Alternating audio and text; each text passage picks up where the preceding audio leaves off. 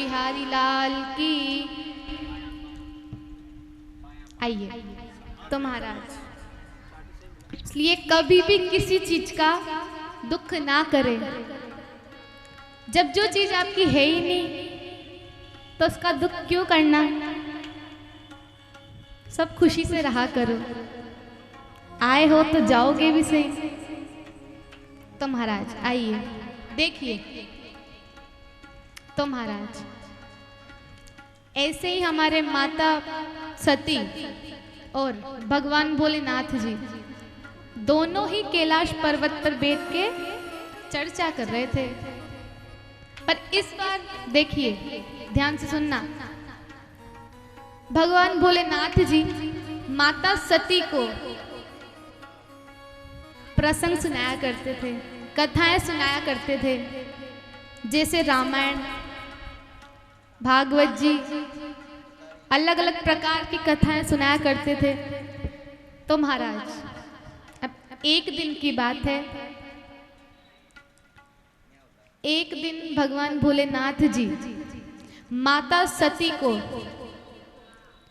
भगवान राम की कथा सुना रहे थे। किसकी? राम भगवान की कथा सुना रहे थे।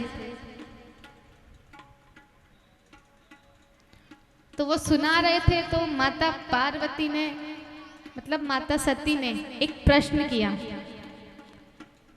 कि हे स्वामी, आप इतना क्यों मानते हो राम भगवान को? किसने प्रश्न किया? माता सती ने भगवान भोलेनाथ जी से। और बोले कि आप इनकी कितनी आराधना करते हो, इतनी सेवा करते हो, इतना क्यों मानते हो? ये तो भगवान ही नहीं है। पूजा प्रतिष्ठा तो भगवान की जाती है, पर ये तो भगवान ही नहीं है, तो आप इनको इतना क्यों मानते हो? तो महाराज भगवान भोलेनाथ जी बोले कि ये मेरे इष्ट हैं। कौन है? मेरे भगवान है। मैं इनका बहुत बड़ा भक्त हूँ। और हमारे जो राम भगवान हैं वो भी इनके बड़े भक्त हैं। ये एक दूसरे के बहुत भक्त हैं। ये एक दूसरे की आराधना करते हैं। जैसे भगवान भोलेनाथ जी राम भगवान को मानते हैं, वैसे ही राम भगवान भी भोलेनाथ जी को मानते हैं। तो महाराज जब ऐसे ही कथा सुना रहे थे बाबा भोलेनाथ जी माता सती को, तो माता सती बोली कि आप इनकी इतनी आराधना करते हो, इतना सब कुछ करते हो, पर ये तो भगवान ही नहीं है। भगवान जैसा तो कुछ नजर ही नहीं आता मुझे इनमें। तो महाराज वो बोले कि आप मेरी भक्ति पे, मेरी आराधना पे, मेरी सेवा पे शंका कर रहे हो। कौन बोले? भोलेनाथ जी कि आप मेरी भक्ति पे इतना शंका कर रहे हो।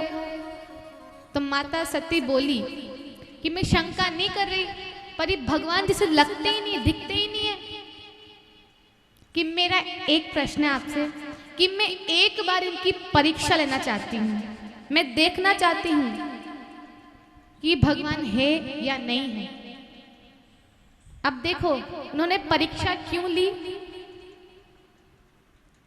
जब आपको याद हो कि हमारे माता सीता का हरण हुआ था, माता सीता का हरण हुआ था, रावण ने हरण किया था। तब भगवान राम ने इधर उधर ढूंढा, उन्हें कहीं नहीं मिले। और इस दृश्य को सब देख रहे थे, यहाँ तक कि माता सती भी देख रही थी।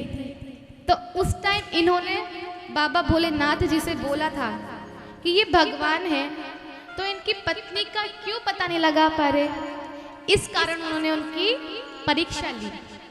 तो पहले तो उन्होंने पूछा भगवान भोलेनाथ जी से कि मैं इनकी एक बार परीक्षा लेना चाहती हूँ।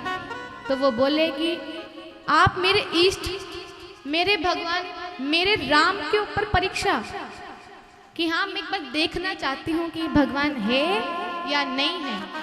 तुम्हारा जब आप लोग जानते हो कि पत्नियां बहुत जिद्दी होती हैं, अगर एक बार जिद पे अड़ जाए तो वो काम भले उसके लिए हो या ना हो, फिर भी वो उसको करती है।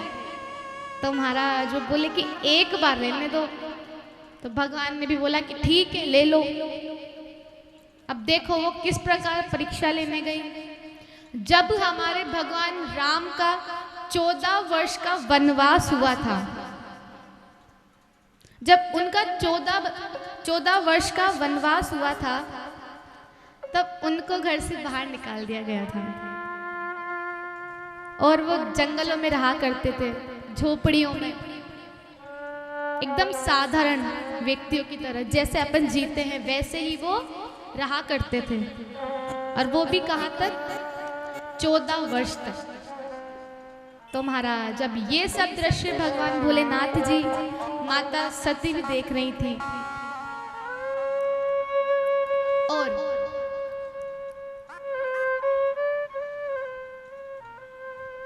हमारे इधर जब सीता हरण हुआ था, तब हमारे सबने इस दृश्य को देखा था।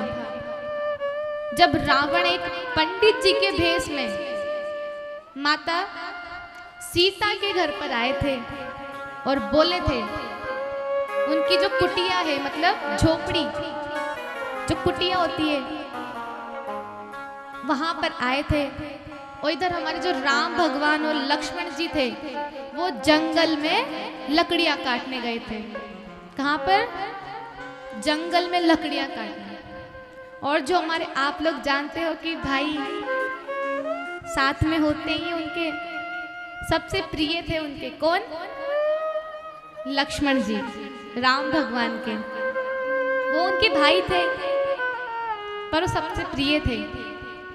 तो महाराज जब वो जंगल में लकड़ियां काटने चले गए थे, अब पीछे से हमारे इधर लक्ष्मण जी ने बोला था कि माँ, क्योंकि वो उनकी जो भाभी थी उनको माँ समान मानते थे, तो उन्होंने बोला कि माँ, मैं और भैया हम दोनों जंगल में लकड़ियां काटने जा रहे हैं, तो अभी थोड़ी देर में आ जाएंगे, तो आप कुटिया से बाहर मत आना जहां तक हम नहीं आ जाएं।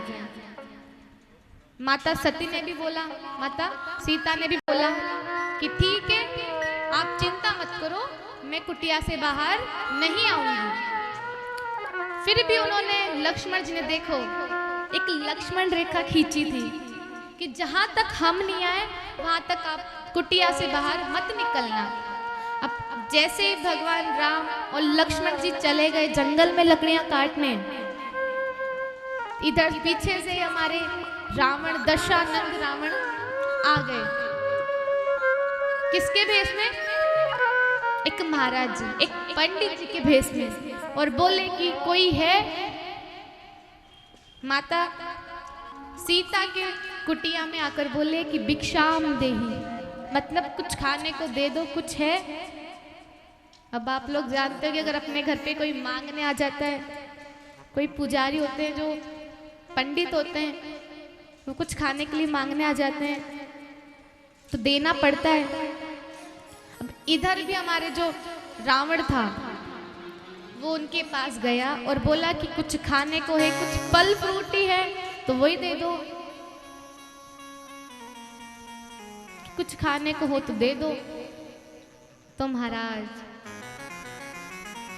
माता सीता बोली कि मेरे पास तो कुछ भी नहीं है खाने को आपको देने के लिए, और मैं इस लक्ष्मण रेखा से बाहर नहीं आ सकती। तो जो रावण था उसने जबरदस्ती की, और जो उनका कमंडल था वो भी नीचे गिर गया था, याद है आप सबको। तो महाराज इस प्रकार हमारे रावण ने माता सीता का हरण कर लिया था, और जब हरण किया तो ये सब दृश्य सभी देख रहे थे। और जो सभी थे, अब इधर हमारे माता सीता चिल्ला चिल्ला कर बोले कि बचाओ बचाओ बचाओ, पर किसी ने उनकी ना सुनी, क्योंकि कोई था नहीं वहां पे। अब रावण तो उनको ले गया, उनके महल लंका में ले गया और एक पेड़ के पास जाके बिठा दिया। तो महाराज अब ये सारा दृश्य भगवान भोलेनाथ जी और माता सती देख रही थी। इधर जब हमारे राम भगवान और लक्ष्मण जी उनकी कुटिया पर आए तो उन्हें कोई नहीं दिखा। जो रावण का कमंडल था वो भी गिरा हुआ, पानी भी गिरा हुआ, उसके अंदर जो जल था वो भी गिरा हुआ। तो महाराज इतना देखते ही बेचारे वो दोनों चिंता में आ गए और भगवान राम बोले कि हे सीते तुम कहाँ चली गई। तो महाराज वो बोले कि सीते तुम कहाँ चली गई। अब तो वो जंगल में चले गए। सबसे पूछा, किसी ने कुछ नहीं बोला। फिर वो जंगल में चले गए। जंगल में जाके भी बोले कि हे सीते तुम कहाँ चली गई। तो महाराज अब सीते तो लंका में थी। यहाँ तक कि हमारे भगवान राम ने वन से पूछा, वृक्ष से पूछा, नदियों से पूछा, समुद्रों से पूछा, गिरिवर मतलब पहाड़ों से पूछा, सबसे पूछा, पर किसी ने कुछ नहीं बताया, किसी ने कुछ भी नहीं बोला। यहाँ तक कि ये सारा दृश्य हमारे भगवान भोलेनाथ जी और माता सती देख रही थी। तब जाके माता सती ने भगवान भोलेनाथ जी से बोला कि ये जब भगवान है तो क्यों इनकी पत्नी का पता नहीं लगा पा रहे। कि जब ये भगवान है तो इनको तो पता होना चाहिए कि मेरी पत्नी कहाँ है, कैसे पता नहीं लगा पा रहे। तो महाराज इस बात पे हमारे माता सती ने उनकी परीक्षा ली थी। अब देखो किस प्रकार परीक्षा ली। भगवान राम ने सबसे पूछा, किसी ने नहीं बताया। फिर हमारे माता सती सीता के भेष में नीचे आई थी। किसके भेष में? सीता के भेष में आई। क्यों? कि मुझे देखकर एक बार राम बोले कि तुम कहाँ चली गई थी, हमने कहाँ कहाँ नहीं ढूंढा आपको। तुम्हारा जब वो ये चाहती थी और जो हमारे माता सती थी वो बार बार भगवान राम के सामने सीता के भेष में आए कि मुझे देखकर एक बार तो बोले कि तुम कहाँ चली गई थी, मैंने कहाँ कहाँ नहीं ढूंढा आपको। तो महाराज अब वो तो भगवान राम थे, वो सब जानते थे। वो बार बार क्योंकि माता सती सीता के भेष में बार बार उनके सामने आए, जैसे ही आए वापिस तो इधर मुड़ जाए राम भगवान, फिर उनके सामने आए तो राम भगवान वापिस मुड़ जाए, क्योंकि वो सब जानते थे कि माता सती मेरी परीक्षा ले रही हैं। तब बेचारे कहाँ तक इधर उधर भागते। तो लास्ट में मतलब आखिर अंत में उनको सामने आना ही पड़ा, माता सती के सामने। देखो वो चाहती थी कि मुझे देखकर बोले एक बार, पर उन्होंने ऐसा नहीं बोला। उन्होंने क्या बोला कि हे देवी, आप मेरे इष्ट, मेरे प्रभु, मेरे शिव जी को छोड़कर कैसे नीचे आ गए। आज आपने उनको अकेला छोड़ दिया। अब इतना बोलते हमारे माता सती आश्चर्यचकित हो गई और सोचने लगी क्या कि अरे इनको मुझे देखकर ये बोलना था कि तुम कहाँ चली गई थी सीते, तुम कहीं मिली नहीं, कहीं दिखी नहीं, पर ने तो ये बोला ही नहीं। वो भी समझ गए इस बात को कि भगवान तो है, पर उनको ये लगा कि ये तो एकदम साधारण जीते हैं, क्योंकि वो उस टाइम साधारण तरीके से जीते थे। वो ऐसे सोना चांदी भगवान की तरह नहीं जीते थे। तो महाराज इस प्रकार उन्होंने परीक्षा ली थी। जय हो।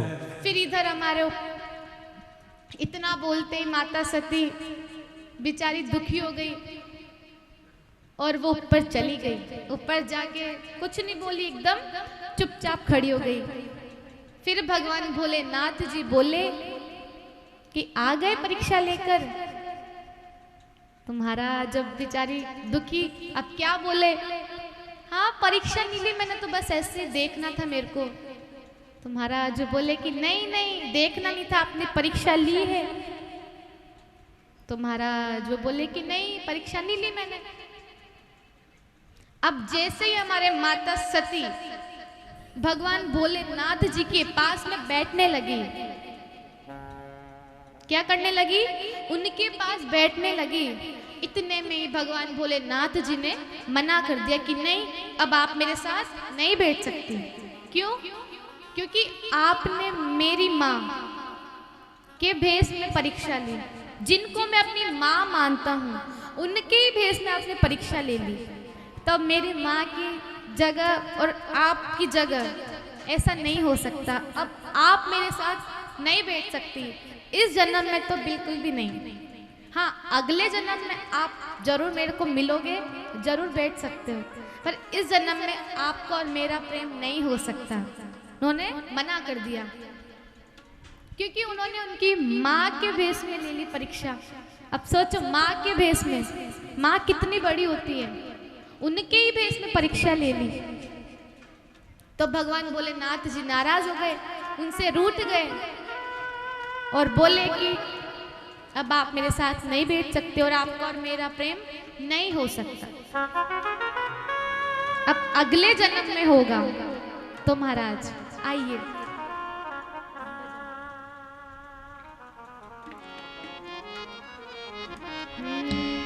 बोलिए बाके बिहारी लाल की जय।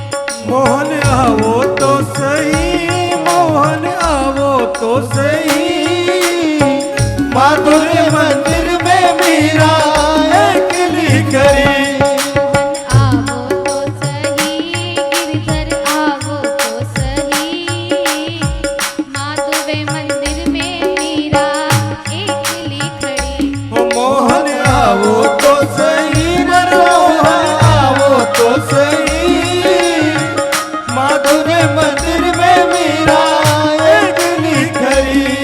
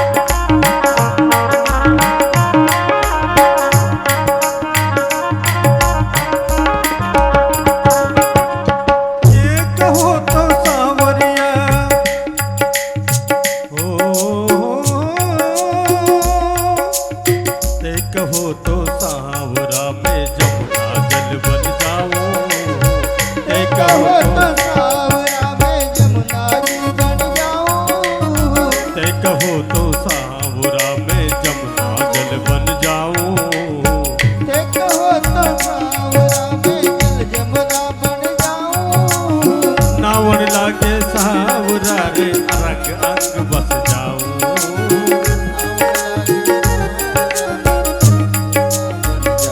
मोहन आओ तो सही, मारा मोहन आओ तो सही, माधवे मंदिर में मीरा एकली खड़ी।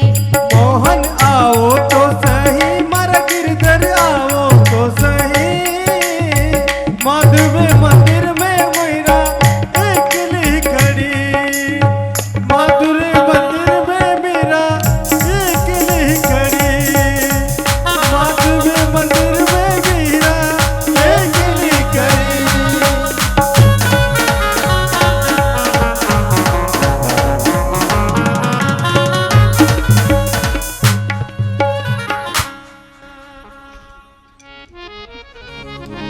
तो महाराज आइए, बोलिए बाके बिहारी लाल की की जय। आइए। तो महाराज आइए, एक बार की बात है, देखिए एक सेठ था जिसके पास 25 साल से माता लक्ष्मी थी। कितने साल से? 25 साल से माता लक्ष्मी। क्यों? क्योंकि वो बड़ी ही प्रसन्न थी उनसे, सेठ जी से। अब देखो, आप सबने एक विचार तो किया होगा, जब भी आप दिवाली पे देखते हो, आप कहीं भी मंदिरों में जाते हो तो तस्वीर तो देखते ही हो। तो आपने कभी विचार किया होगा कि हमेशा माता लक्ष्मी को खड़ा क्यों रखा गया है और माता सरस्वती को बिठाया क्यों नहीं? बताओ, कभी किसी ने विचार तो किया ही होगा कि जबकि माता लक्ष्मी को तो बैठना चाहिए और सरस्वती जी को खड़ा होना चाहिए। आपने ऐसा विचार किया होगा, पर माता लक्ष्मी को देखो, हम भी देखते हैं भगवान को, आप भी देखते हो, पूजा भी करते हो, सब कुछ करते हो, तो आपके दिमाग में तो कभी आया ही होगा विचार कि माँ लक्ष्मी को हमेशा खड़ा क्यों रखा गया है। देखो मैं बताती हूँ क्यों खड़ा रखा गया है। उसका कारण ये है क्योंकि जो माँ लक्ष्मी होती है वो बड़ी ही चंचल स्वभाव की होती है, एकदम चंचल स्वभाव की। वो आती है जाती है, आती है जाती है, पर किसी के पास रुकती नहीं है। जैसे पैसे हैं, वो आते हैं फिर जाते हैं, आते हैं जाते हैं, कभी किसी के पास रुकते हैं? नहीं रुकते ना। ये कारण है हमारे माँ लक्ष्मी का खड़ा होना। और जो हमारे माँ सरस्वती हैं, वो हमेशा इसलिए बैठी हुई दिखती हैं क्योंकि वो ज्ञान की देवी होती हैं। काहे की होती है? ज्ञान की देवी। अगर वो किसी के पास चली गई तो वो कभी वहां से आती नहीं है, वहीं विराजित हो जाती है। देखो, आप लोगों के पास ज्ञान है, अब आपके पास ज्ञान आया है तो अभी जा रहा है क्या? वो नहीं जा रहा। ज्ञान बैठता है, जाता नहीं है। जो पैसा होता है वो चला जाता है, पैसा आता जाता है, पर ज्ञान आता जाता नहीं है, वो एक जगह स्थायी होता है। ये कारण है हमारे माँ सरस्वती का बैठने का और माँ लक्ष्मी का खड़ा होने का। वो चुलबुल होती है। देखिए, एक बार की बात है, जो सेठ था, सेठ जी, वो बड़े ही अमीर थे। क्यों? क्योंकि उनके पास माँ लक्ष्मी थी। वो भी कितने साल से? 25 साल से। जो सेठ जी थे उनके पास 25 साल से माँ लक्ष्मी विराजित थी। तो महाराज जब एक दिन वो सो रहे थे, कौन? सेठ जी,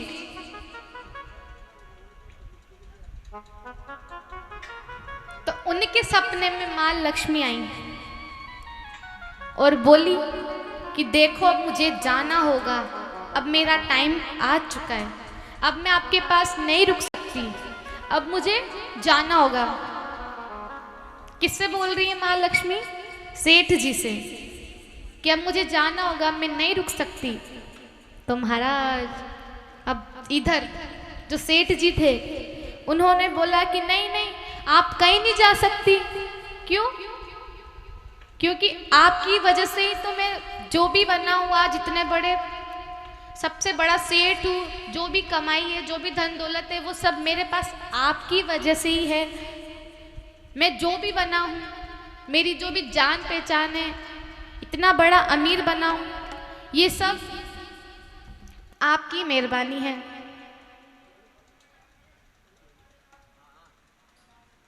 तो महाराज वो बोले कि नहीं, मेरे को तो जाना होगा।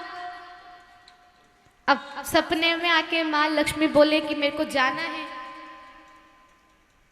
तो इधर वो चिंता में आ गए। कौन? सेठ जी। और बोले कि नहीं नहीं, आप नहीं जा सकते। तो महाराज इतने में उनकी जो 3 बहुएं थी, किनके पास? हमारे सेठ जी के पास 3 बहुएं थी। उन्होंने सोचा कि क्यों ना ये घर की सदस्य हैं, तो इनसे भी पूछ लिया जाए, क्योंकि हमारे माँ लक्ष्मी ने उनसे बोला था कि मैं जाऊंगी, पर तुम्हें एक वरदान देके जाऊंगी। अब वरदान की बात आई तो उन्होंने बोला कि ठीक है, मैं आपको सोच के बताऊंगा। तो महाराज जब उनके 3 बहू थी, अब तीनों से पूछा उन्होंने। देखो, जब अगर कोई, एक बार की बात है, एक व्यक्ति था, वो भगवान भोलेनाथ जी से बहुत भक्ति और सेवा करता था, बहुत तपस्या करता था। तो एक दिन भगवान भोलेनाथ जी उस आदमी से प्रसन्न हो गए और बोले कि मांगो बेटा, जो भी मांगना है, मैं तुम्हें एक वरदान देता हूँ। अब आप लोग जानते हो कि जैसे अपन हैं, अब अपन भक्ति भाव कर रहे हैं भगवान की, अब भगवान अपन से प्रसन्न हो गए। अब प्रसन्न होके बोले कि मांगो बेटा, तुम्हें जो भी वरदान मांगना है। अब वरदान की बात आ जाती है तो क्या मांगते अपन भगवान से? कि मैं बहुत गरीब हूँ, मुझे अमीर बना दो, मुझे धन दौलत, मतलब धन दौलत मांगते हैं। अब वैसा ही व्यक्ति था, अब उस व्यक्ति से भगवान प्रसन्न हो गए। भगवान ने बोला कि मैं एक वरदान दूंगा, मांगो तुम्हें जो भी मांगना है। तो महाराज जो बोला कि एक ही, कि हाँ एक ही वरदान। तो जो व्यक्ति था, देखो वो भी बड़ा चतुर चालाक था, उसने बोला कि ठीक है, मुझे 1 दिन का समय दो, कि मुझे 1 दिन का समय दो, मैं आपको 1 दिन में बता दूंगा। तो महाराज वो अब घर चला गया। अब ये सारी बात उसने अपने घर पे जाके बताई। पहले पत्नी के पास गया, पत्नी के पास जाके बोला कि देखो आज मेरे साथ ऐसा हुआ, मैंने भगवान की तपस्या की तो मुझे उसका फल मिल चुका है, और भगवान साक्षात आ गए और बोल रहे हैं कि तुम्हें जो भी मांगना है मांग लो, मैं तुम्हें वरदान दूंगा। पर उन्होंने ये बोला है कि मैं एक ही वरदान दूंगा।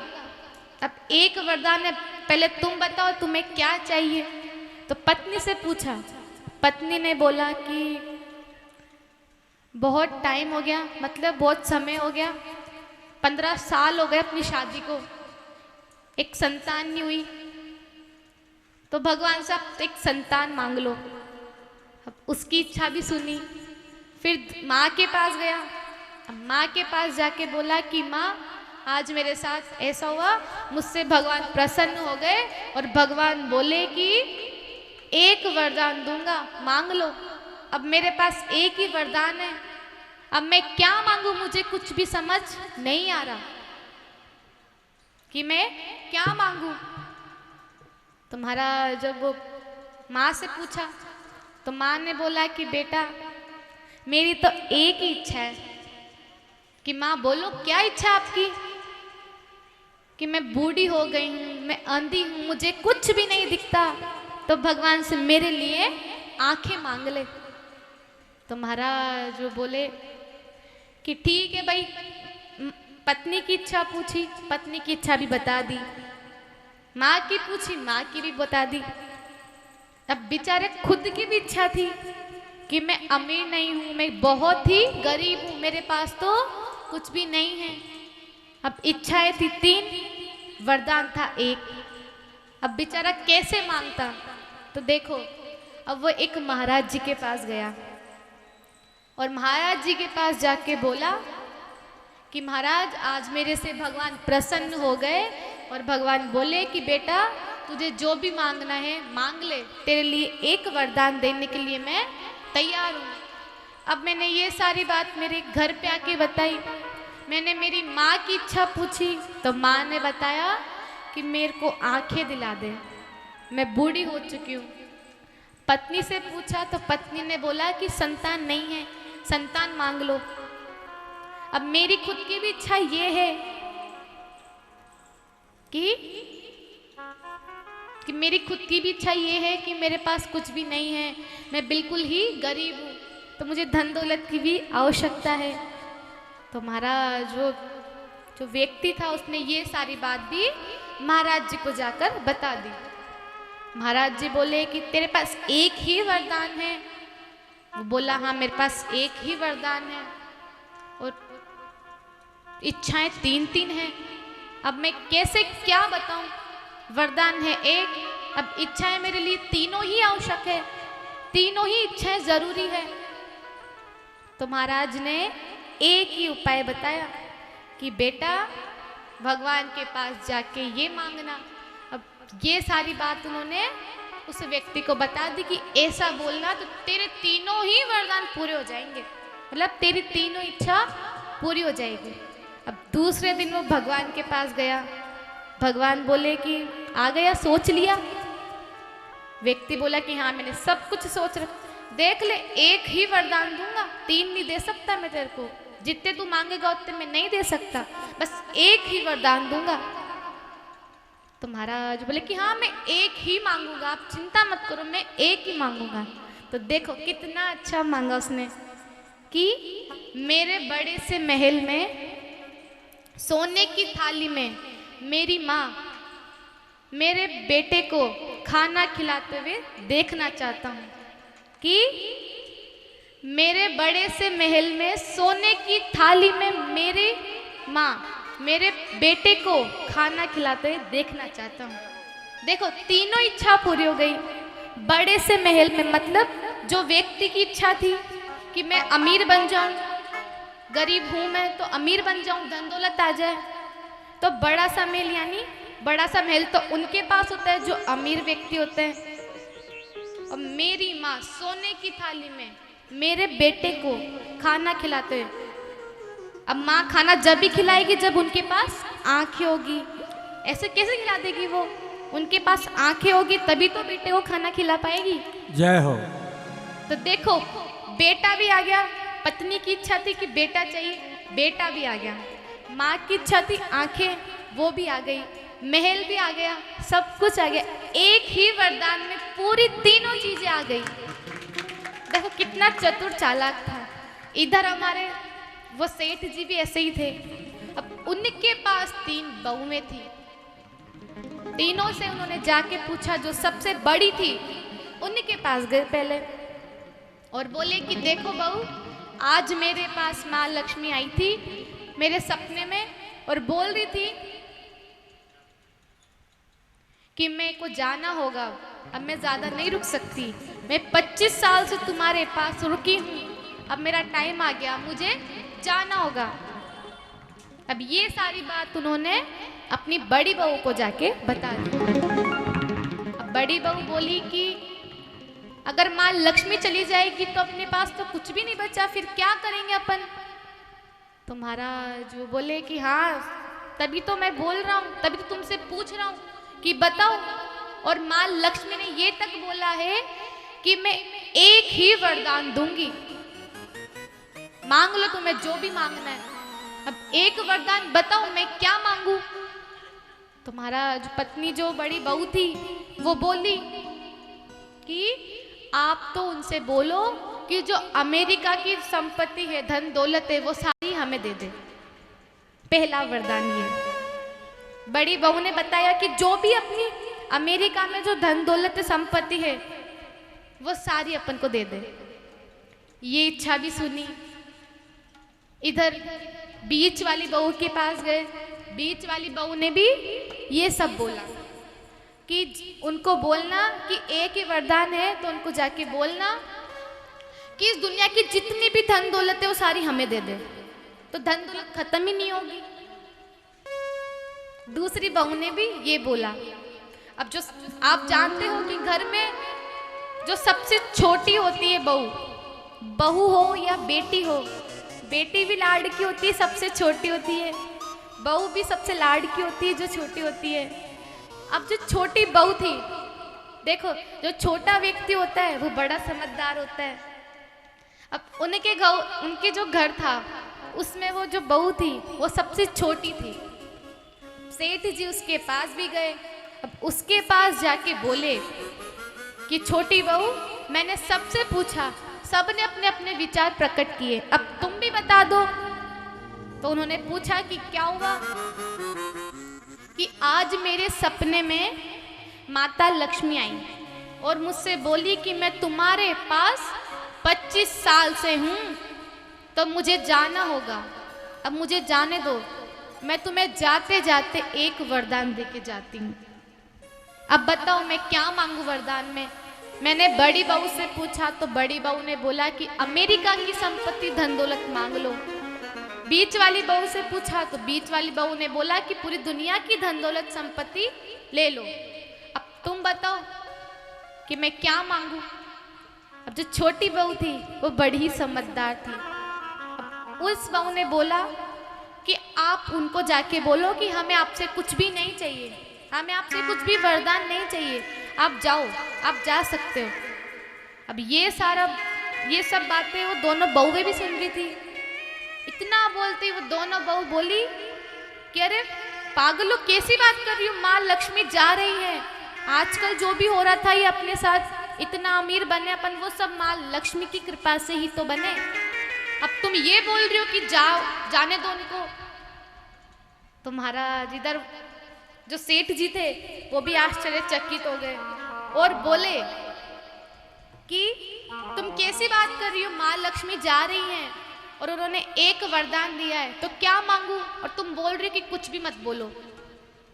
तो महाराज उन्होंने बोला कि आप मेरे साथ चलो, मैं आपको बताती हूँ, बहुत अच्छा वरदान मांगूंगी मैं।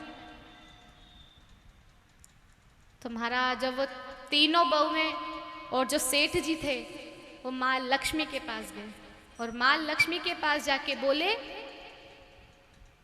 कि माँ लक्ष्मी ने उनसे बोला कि सोच लिया, अब मांगो तुम्हें जो भी मांगना है, पर एक वरदान, सिर्फ एक वरदान ही दूंगी। तो जो छोटी बहू थी उसने बोला कि नहीं, आप जाओ, अब मेरा आपका टाइम भी हो गया जाने का, तो अब आप जा सकते हो, मेरे को कुछ भी नहीं चाहिए आपसे, मुझे कुछ भी नहीं मांगना। तो माँ लक्ष्मी आश्चर्यचकित बोली कि क्यों, क्या हुआ, कुछ भी नहीं मांगना? जो छोटी बहू थी उसने बोला कि हाँ कुछ भी नहीं मांगना, आप जाओ, आप जा सकते हो। तो महाराज ने बोला कि आप जा सकते हो, हाँ अगर वरदान देना है तो एक वरदान दो कि हमारे घर में सब प्रेम से रहें, लड़ाई झगड़ा ना हो।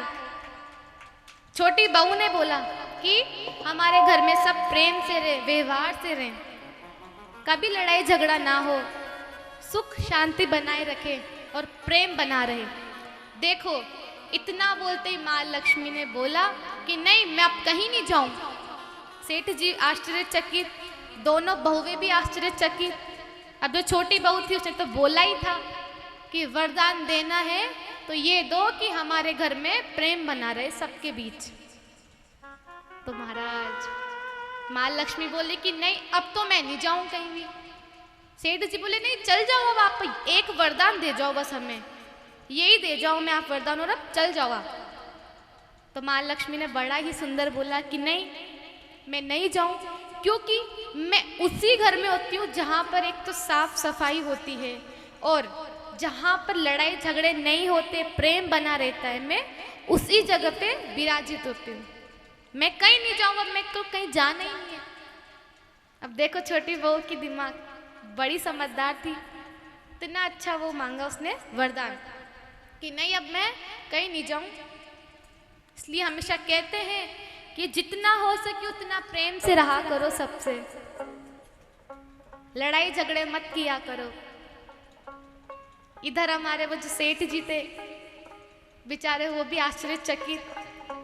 अब उन्होंने तो बोला था कि एक ही वरदान, तब इधर तो पूरा ही आ गया। इसलिए कहते हैं कि जितना हो सके उतना प्रेम से रहो, शांति से रहो, लड़ाई झगड़े मत करो। तो महाराज आइए, आइए हम भी भगवान संकीर्तन करते हैं। बोलिए बाके बिहारी लाल की जय जय हो।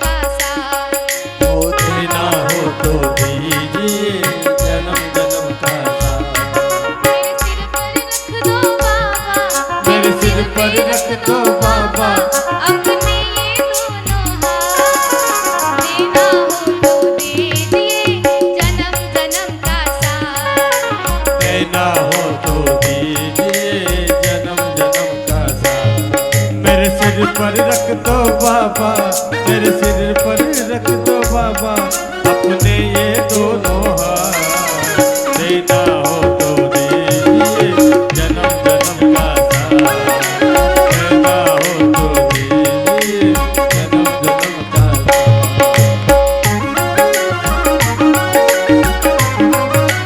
जय हो। बोली बाके बिहारी लाल की जय हो।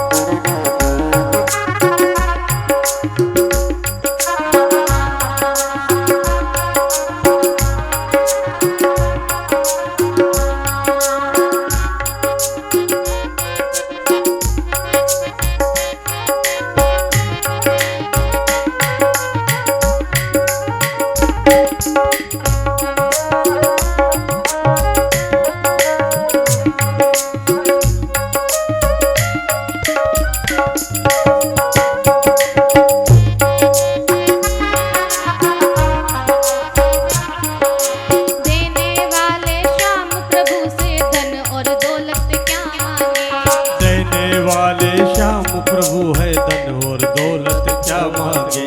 देने वाले श्याम प्रभु से धन और दौलत क्या मांगे। देने वाले श्याम प्रभु है धन और दौलत क्या मांगे। एक नजर कृपा की बाबा नाम और इज्जत क्या मांगे।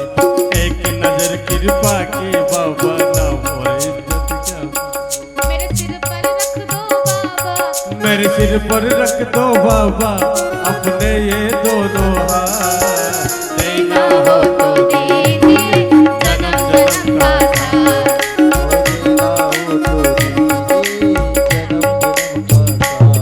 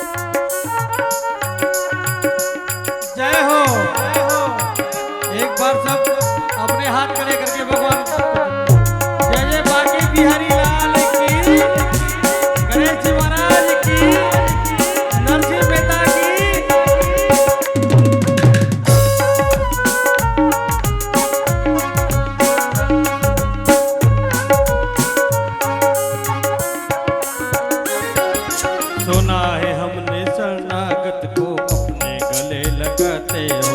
सुना है हमने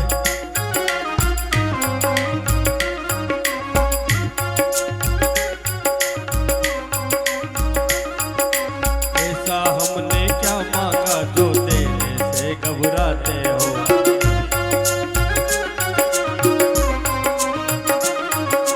सुना है हमने शरणागत को अपने गले लगाते हो। ऐसा हमने क्या मांगा जो देने से घबराते। चाहे जैसे रखो बनवारी, चाहे जैसे रख बनवारी, बस होती रहे मुलाकात। देना हो तो दीजिए जन्म जन्म का साथ, देना हो तो दीजिए जन्म जन्म का साथ। मेरे सर पर रख दो बाबा, मेरे सर पर रख दो बाबा अपने ये दोनों हाथ। देना हो तो दीजिए जन्म जन्म का साथ, देना हो तो दीजिए जन्म जन्म का साथ।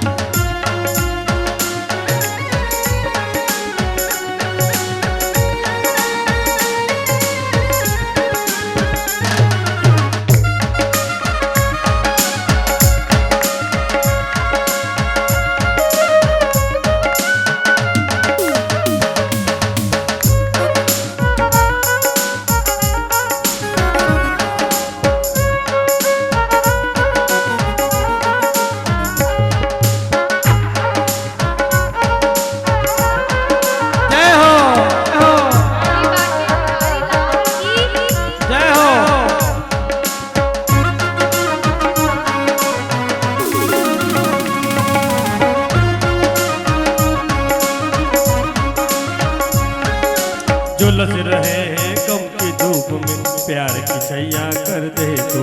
झुलस रहे गम की धूप में प्यार की छैया कर दे तू। बिन माजी के नाव चले अब पतवार पकड़ ले तू। बिन माजी के नाव चले अब पतवार पकड़ ले। मेरा रास्ता रोशन कर दे, मेरा रास्ता रोशन कर दे, खाई अंधियारी रात।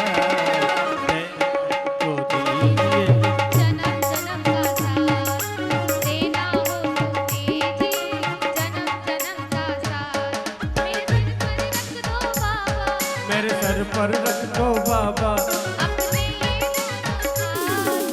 देना हो तो दीजिए जन्म जन्म का साथ। देना हो तो दीजिए जन्म जन्म का साथ। देना हो तो दीजिए जन्म जन्म का साथ। देना हो तो दीजिए जन्म जन्म का साथ। देना हो तो दीजिए जन्म जन्म का साथ।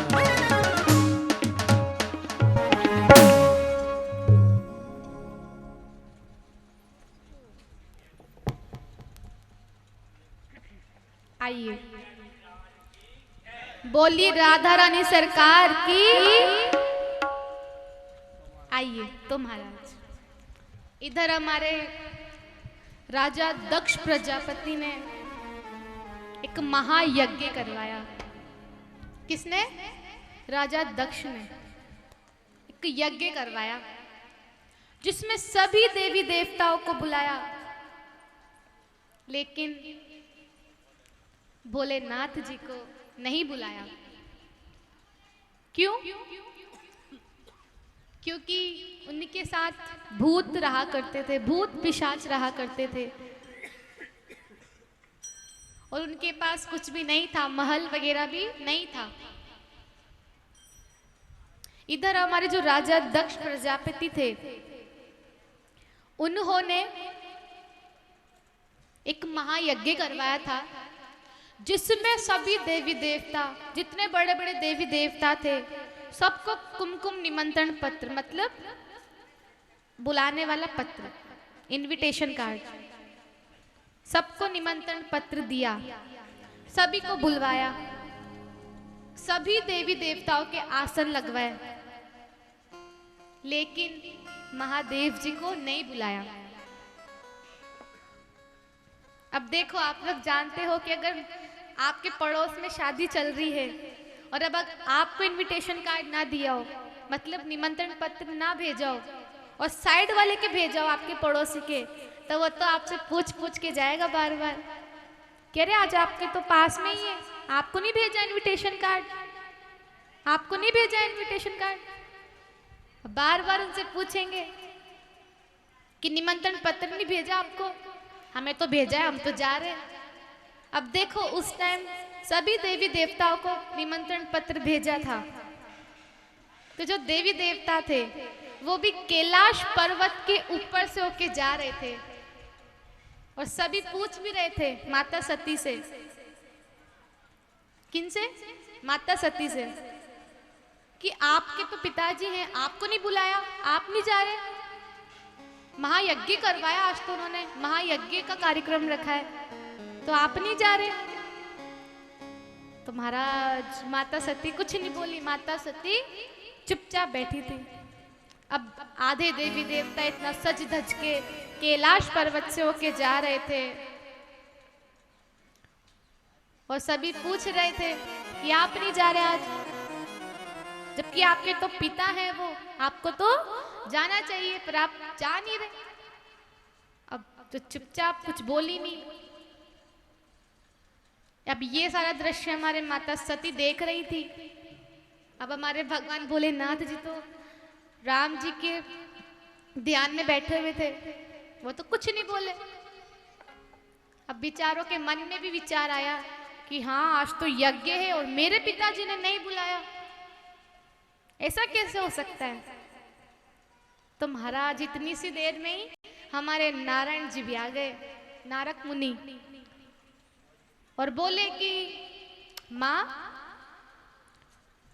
आज आप नहीं जा रहे यज्ञ में, आपके पिताजी ने, राजा दक्ष प्रजापति ने आज इतना बड़ा यज्ञ, महायज्ञ रखा है और आप ही नहीं जा रहे।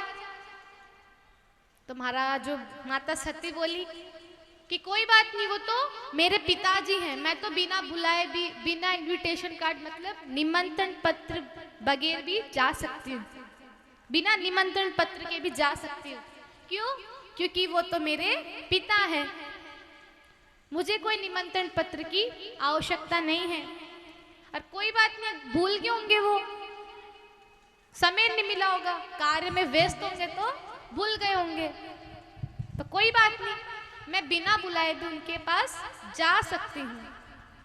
तो महाराज इतना बोलते ही जो नारद मुनि थे उन्होंने बोला कि कोई बात नहीं, हमें तो निमंत्रण पत्र दिया है, हम तो जाएंगे। इतना बोल के नारद मुनि भी चले गए। अब विचार तो किया हमारे माता सती ने कि आज महायज्ञ रखवाया है, बुलाया नहीं हमें। अब जो देवी देवता थे वो भी सामने से निकल के जा रहे। अब आखिर अंत में उनसे भी रहा नहीं गया, माता सती से भी, और माता सती ने भी बोल दिया। पहले तो उन्होंने सबसे पूछा कि कहाँ जा रहे हो, कहाँ जा रहे हो, इतना सज धज के। तो जो भी देवी देवता थे वो बोल रहे थे कि आज आपके पिताजी ने महायज्ञ रखवाया है, तो वहां पर जा रहे हैं, हमें बुलाया गया है। अब हमारे माता सती से भी रहा नहीं गया। अब हमारे भगवान भोलेनाथ जी राम भगवान के ध्यान में बैठे हुए थे। अब उनसे पूछा उन्होंने कि आज मेरे पिताजी ने यज्ञ रखवाया है, तो क्यों ना अपन भी चलें। तो इतना बोलते ही भगवान भोलेनाथ जी बोले कि नहीं, देखो अपन को बुलाया ही नहीं, अपन को निमंत्रण पत्र भेजा ही नहीं, तो अपन कैसे चल जाएं। तो माता सती बोली कोई बात नहीं, वो तो मेरे पिता है, मैं तो उनको बिना बुलाए भी उनके पास जा सकती हूँ।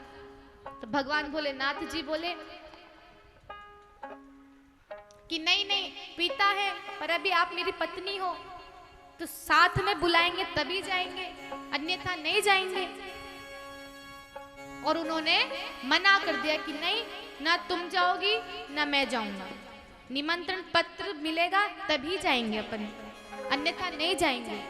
तो महाराज उन्होंने एक ना मानी और इतना बोलकर यज्ञ में चली गई। उनकी एक बात भी नहीं मानी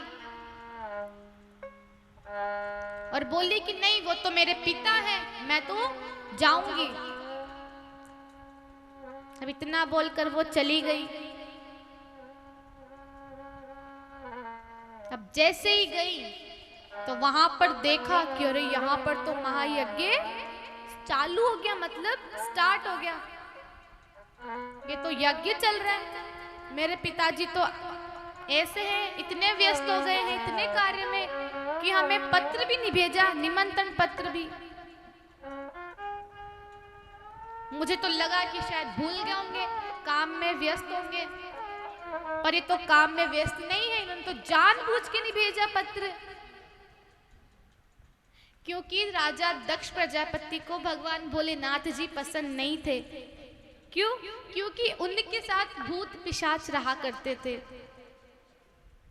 और वो हमेशा शमशान की जो राख होती है वो लगा के रखते थे, अलग तरीके से रहते थे वो। इसलिए हमारे राजा दक्ष प्रजापति को वो पसंद नहीं थे।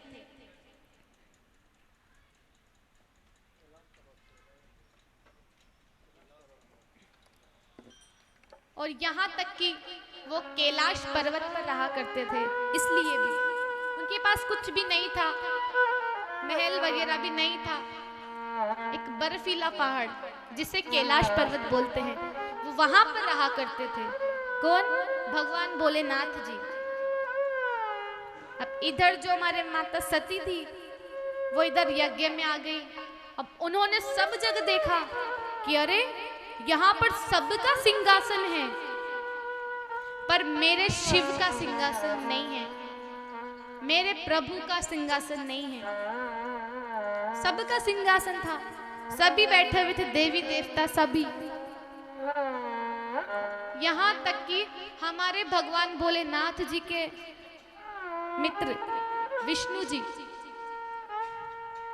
वो तक थे वहां पे, वो भी बैठे हुए थे सिंहासन पे, पर मेरे शिव का नहीं है वहां पे सिंहासन। अब ये बात उनको अच्छी नहीं लगी कि अरे मेरे पिताजी ने तो सिंहासन ही नहीं लगवाया, मेरे शिव का सिंहासन ही नहीं है यहाँ पे। अब ये सब देख के माता सती क्रोधित हो गई और सबके सामने लड़ने लगी उनके पिताजी से कि आप कार्य में इतना व्यस्त है। मुझे लगा कि आप कार्य में इतना व्यस्त होंगे, आपको समय ना मिला होगा, तो इसलिए आपने निमंत्रण पत्र नहीं भेजा होगा। मुझे तो ये लगा, पर यहाँ तो बात ही कुछ और है। आपने निमंत्रण पत्र नहीं भेजा, कोई बात नहीं, पर आपने मेरे शिव का सिंहासन भी नहीं लगवाया कि आपने मेरे शिव का सिंहासन भी नहीं लगवाया। तो महाराज, अब पति का अपमान होते पत्नी देख सकती है? नहीं देख सकती। और एक पति भी होता है जो पति अपनी पत्नी का अपमान सहन नहीं कर सकता। उसी प्रकार हमारे माता सती, उनसे भी ये अपमान सहा नहीं गया कि अरे मेरे शिव का सिंहासन नहीं है, हमें निमंत्रण पत्र नहीं भेजा। और हमारे शिव जी के बारे में बहुत अपशब्द बोला गया।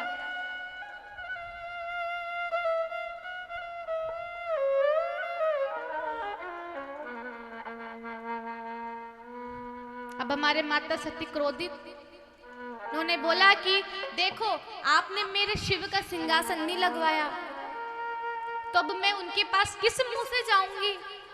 उन्होंने तो मुझे मना किया था, वो तो बेचारे मुझे हर बार मना करते थे, पर फिर भी मैं उनकी एक बात ना मान के आपके पास आती थी, और जो भी मैं बोलती थी मैं वो करती भी थी, उनकी एक बात नहीं मानती थी मैं। और आज उनकी बात नहीं मानी मैंने, वापस से सबसे बड़ी भूल कर दी मैंने। आज मैंने उनकी बात नहीं मान के सबसे बड़ी भूल कर दी। उन्होंने मुझे मना किया था कि जहां पर सम्मान आदर नहीं मिलता वहां पर मत जाया करो। और जहां तक अपन को निमंत्रण पत्र ना भेजाओ वहां तक मत जाओ। निमंत्रण पत्र आ जाएगा तो अपन खुद ब खुद साथ में जाएंगे। पर ये बात उन्होंने नहीं मानी और आ गई। अब आके देखो क्या नतीजा मिल रहा है।